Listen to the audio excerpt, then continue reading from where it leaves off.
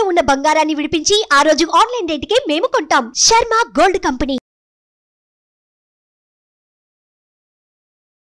నమస్కారం, సుమన్ టీవీకి స్వాగతం.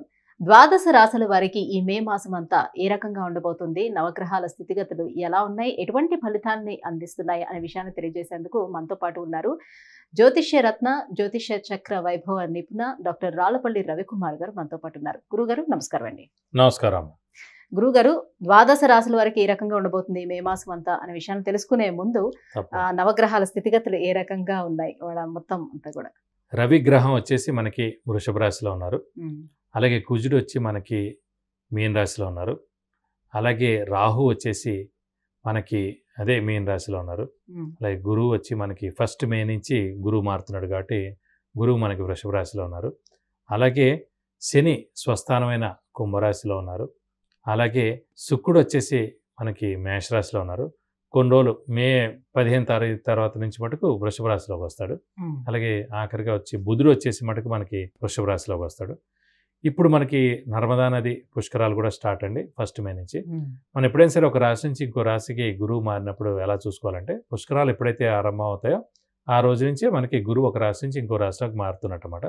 బట్ 1 మే నుంచి మటుకు మనకి వృషభ రాశిలోకి గురువు ప్రవేశించాడు. ఈ సంవత్సర కాలం అంతా కూడా మనకి కేవలం ఒక సంవత్సర కాలం ఉంటాడు. సంవత్సర కాలం ఉంది. అందుకే 12 రాసులు కాబట్టి 12 ఒక్కొక్క సంవత్సరం కలిపితే పుష్కర కాలం అంటారు మనం.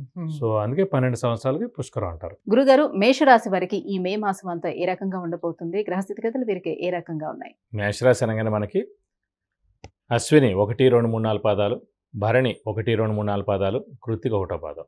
ఈ నక్షత్రాల సమూహం వచ్చేసి మనకి మేషరాశిలోకి వస్తుంది. ఎప్పటి నుంచో మీరందరూ కూడా వెయిట్ చేస్తున్నారు, మన గురుబలం ఎప్పుడు వస్తుంది, అయితే మన టైం ఎప్పటి నుంచి బాగుంటుందని. సో ఇప్పుడు మటుకు టైం వచ్చిందండి. 1 మే 2024 నుంచి గురువు మేషరాశి నుంచి ద్వితీయ స్థానంలోకి ప్రవేశించాడు. సంవత్సర కాలం ఇక్కడ ఉంటారు. మనం ఎలా కనుక్కోవచ్చు అంటే గురుబలం స్టార్ట్ అయిందని చెప్పి, పుష్కరాలు ఎప్పుడైతే స్టార్ట్ అవుతాయో ప్రతి సంవత్సరం, ఆ సంవత్సరం మనకి డేట్ చూసుకుంటే కనుక ఆ డేట్ రోజునే మనకి ఒక రాశిలోంచి ఇంకో రాశిలోకి గురువు మారినట్టు అన్నమాట. కాబట్టి 1 మే నుంచి నర్మదా పుష్కరాలు స్టార్ట్ అవుతున్నాయి కాబట్టి 1 మే నుంచి మేషరాశి వారికి ద్వితీయ స్థానం అంటే వృషభ రాశిలోకి గురువు సంచరిస్తున్నాడు. సో ఈ మే నెల ఫలితాలు ఎలా ఉండబోతున్నాయో చెప్దాం. ద్వితీయ స్థానం అంటే వాక్స్థానం, కుటుంబ స్థానం, నేత్రస్థానం, ధనస్థానం. సో మేషరాశి వారికి వాక్కు చాలా బాగుంటుంది. అంటే ఫర్ ఎగ్జాంపుల్ మనం ఏం మాట్లాడినా మన మాటతోటి ఎలాంటి పనులైనా కూడా మనం చేసుకోవచ్చు. సో అలాగే యాంకర్స్ ఉంటారు, ఈ సంబంధించిన వృత్తులు, డబ్బింగ్ ఆర్టిస్టులు ఉంటారు, అలాగే సినిమాలో డైలాగ్స్ చెప్పేవాళ్ళు ఉంటారు. సో మాటకు సంబంధించిన ఏదైనా సరే తప్పకుండా కూడా వాళ్ళు సక్సెస్ అవుతారని చెప్పవచ్చు. అలాగే వాక్స్థానం, ధనస్థానం, ధనానికి ఏ ఇబ్బంది ఉండదండి. ఇన్నాళ్ళు కొంచెం ఎందుకంటే మనకి మేషరాశి వారికి ముఖ్యంగా 2 ఏళ్ల క్రితం 12వ రాశిలో మనకి గురువు ఉన్నారు. మళ్ళీ ఇప్పుడు మేషరాశిలో గురువు ఉన్నారు. సో ఒక సంవత్సరం 12వ రాశిలో అయిపోయింది, ఇంకో సంవత్సరం స్వస్థ అంటే 1st రాశిలో ఉండిపోయింది. బట్ 2 సంవత్సరాలు ధనానికి చాలా ఇబ్బంది పడ్డారు. సో ఇప్పుడు ఆ ఇబ్బందులన్నీ కూడా తొలగిపోయని చెప్పచ్చు. సో ధనస్థానంలో గురువు ఉన్నందుకు ధనానికి ఏ ఇబ్బంది ఉండదని ఖచ్చితంగా చెప్పచ్చు. అలాగే ధనస్థానం అయిపోయింది.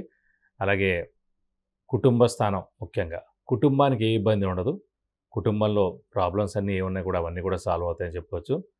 అలాగే ధనస్థానం అయింది, వాక్స్థానం అయింది, కుటుంబ స్థానం అయింది, నేత్రస్థానం. నేత్రస్థానం అంటే మనకి కళ్ళు అంటే ముఖ్యంగా కళ్ళు ప్లస్ ఆరోగ్యం కూడా ఏ ఇబ్బంది ఉండదని చెప్పుకోవచ్చు. సో ఆరోగ్యంగా ఉంటారని చెప్పచ్చు. ఇంట్లో పెద్దవాళ్ళు కానీ చిన్నపిల్లలు కానీ. అలాగే మీ ఆరోగ్యం కూడా చాలా బాగుంటుందని చెప్పాలి. అలాగే శ్రమ, కాలం, ధనం వ్యర్థం కాకుండా ఉంటుంది.